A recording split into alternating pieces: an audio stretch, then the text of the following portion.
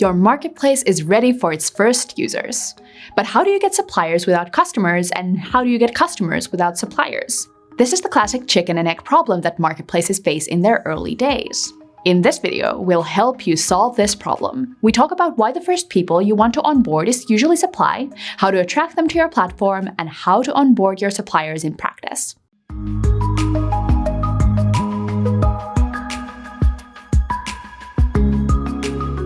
When onboarding its first users, every marketplace will need to solve the chicken and egg problem. For transactions to be possible, your marketplace needs two types of users after all: supply and demand.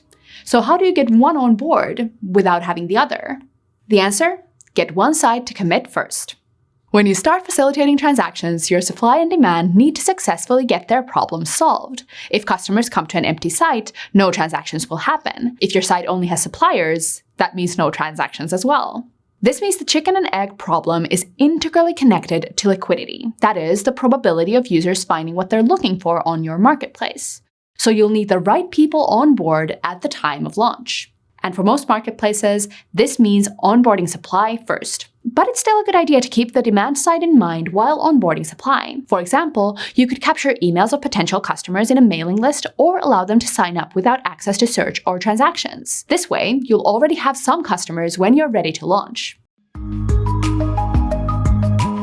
In our experience at ShareTribe, the majority of marketplaces start by onboarding supply first and only then focus on demand. This is supported by Lenny Rachitsky's research on the top marketplace platforms of today too. 14 of the 17 platforms Lenny surveyed focused on building supply in the beginning. Eventually, you'll probably spend most of your time attracting demand. Before that though, you'll need to have enough supply on your marketplace. If you don't, when you invite customers in, they'll find an empty marketplace and leave, and probably won't come back. A second important point is that onboarding your first suppliers takes time and effort. You'll need to find them, sell them on your solution, get them to sign up and list their products or services, and add their payout details. In most cases, you also don't want to accept just anyone who's interested in joining. You'll likely want to review each listing to maintain high quality. Where do you find your first suppliers? Think back to step 4 of this guide on pre-validation. Back then, you spoke to your potential supply and demand after finding them online and offline. To recap, some great places to find potential suppliers are Facebook groups, forums, and other social media channels dedicated to your initial category or location. Engaging in these communities actively shows that you're interested in helping the people in them solve their problems. If your suppliers are easier to find offline, look for them in local meetups, conferences, conventions. The founders of Etsy, for example, a popular marketplace for handmade items, visited arts and crafts shows across North America to meet and support the community. They knew if they would get big-name crafters on board, others would follow. Or find suppliers on the streets. The founders of Drivela, a peer-to-peer car-sharing marketplace based in Singapore, knew that every car owner was a potential supplier. So they built their initial supply by leaving flyers on the windshields of parked cars. And if you're building a business-to-business or business-to-consumer platform, maybe cold call or visit your suppliers in person. Look for potential supply on Google. And even if your suppliers don't have their own websites, they might be listed in online business directories like Yelp. There are also some alternative supply growth methods, like becoming a supplier yourself. Ask family and friends to chip in too. This won't get you super far, but it can help in getting your very first supply. The first hosts of Airbnb were famously the founders themselves. You could also pay for supply, but this requires very deep pockets. A well-known example is Uber. When they launched in Seattle, they reportedly paid town car drivers to idle to make sure any customer looking for a ride would get one. At this point, Uber already had considerable venture funding. Another method is to aggregate existing supply, meaning pre-filling your marketplace with legally available supply from other websites. This is what Udemy, a marketplace for online courses, did. They searched for courses available under a Creative Commons license and quickly grew their inventory to the thousands. Or real estate marketplace Zillow, whose supply is basically publicly available data. And one more way to get supply. Kinda. Fake it. When a customer wants to book, rent, or buy something, find it for them behind the scenes. An example of this is the early days of Encore, a UK-based marketplace for booking musicians. I'll let founder James McCauley continue. So we didn't show any of our suppliers to customers. Like, you couldn't go to a search page and say, I want to see all the mariachi bands in Manchester, because if you did that, you would have seen that we had none. You instead went through an inquiry form that said, I want a mariachi band in Manchester. And then we said, cool, you'll receive some quotes within the next few hours. And then we'd hurry off to Facebook and say, someone needs a mariachi band. All in all, these alternative approaches to finding supply have their risks. In the end, you will need to find engaged, active suppliers whose goals are aligned with yours. And the best way to do that is to reach out to them personally. You've found your suppliers, but you don't have any customers yet, and creating an account and listings requires effort. You need to convince your suppliers that it's worth their time to do so. This is when you sell them on the potential of your solution. Direct sales was the most crucial supply growth lever for 60% of the top platforms Lenny Rachitsky surveyed. How will your marketplace make your suppliers' lives better? We've touched on your value proposition in many steps of this guide, but let's go through it from your supplier's perspective exclusively. Here are some ways to convince suppliers on board. 1.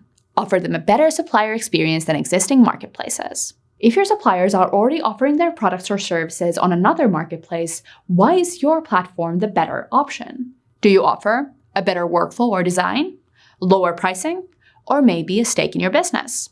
Stock photography marketplace Stocksy was able to disrupt the established market by offering photographers a stake in the business. After paying out costs, Stocksy distributes profits to its members. And it didn't hurt them that commissions on existing stock photography sites were notoriously high. 2. Offer discounts or deals to early adopters. Maybe a lower commission rate for the first 3 months or a discounted early bird subscription rate. 3. Exclusivity. In the early days of your marketplace, you will only have a few suppliers. Instead of accepting it as a hindrance, turn it into an advantage. Focus on quality. Make your marketplace an exclusive club where only the best suppliers will be accepted. 4. Communicate buyer potential. If you have an existing pool of potential customers, tell your providers that they will get instant access to them after your launch, but only if they sign up. This could be a popular Instagram account, YouTube channel, blog, or a Facebook group you host, or a mailing list. In step 4 of this guide, I mentioned a demand validation strategy that entailed driving traffic to a landing page with Google Ads. On that page, present your value proposition and ask people who are interested to leave their emails. Such an email list would be a fantastic resource for communicating the potential of your marketplace to suppliers. This is product optimization and growth specialist Beck Fay's method. 5. Build a community first and then develop the marketplace business around it. You could also try to find partners with existing communities. For example, if you're creating a secondhand fashion marketplace, you could contact 5 popular sustainable fashion influencers and offer them and their readers discounts in exchange for visibility. And 6. Start with a single player mode. This means starting with a SaaS tool and building a marketplace around it later. A famous example of this approach is the restaurant booking marketplace OpenTable. They started with booking software only and later started facilitating transactions too. And finally, I highly recommend Lenny Rachitsky's series on kickstarting a marketplace. There's a post about the 12 different supply growth levers that the top marketplaces of today used. Maybe even brainstorm your own ideas. You know your suppliers best. How will they get convinced? So now you have your suppliers pumped to get on board. Some might be happy to just create a profile on your marketplace completely solo. However, it might be a good idea to take a more hands-on approach to onboarding them at this point. You're still in the MVP stage, so doing things manually is perfectly fine. When you help your suppliers create their listings, you'll guarantee they'll be of high quality. And you'll get to meet your early adopters and build relationships with them. This will have benefits down the line. Your first users are your first source of feedback. By engaging with them early on, you'll have an open line of communication from the start. That's onboarding supply in a nutshell. Let's go through the main points again. When onboarding your first users, you need to solve the chicken and egg problem: how to get suppliers without customers and how to get customers without suppliers. By convincing one side to commit before the other. In most cases, that side is supply. That's because if you don't have enough supply when you launch, your customers will find an empty marketplace and leave, and not come back. There are many ways to build supply. Find them in online forums and groups, local meetups and events, or visit them in person. Maybe become a supplier yourself or build a reverse marketplace that allows you to fake initial supply. Sell potential suppliers on your value proposition through things like a better supplier experience, lower pricing, discounts, exclusivity, buyer potential, maybe even a stake in your business. Or start by building a community or a SaaS tool and become a marketplace later. And when you get suppliers interested, be interested in them in return. Help them create their listings, talk with them, and get to know their needs. This way, you'll guarantee high-quality listings and have an open line of communication with your first suppliers. Then, it's time to launch your marketplace. That's the next step. See you there.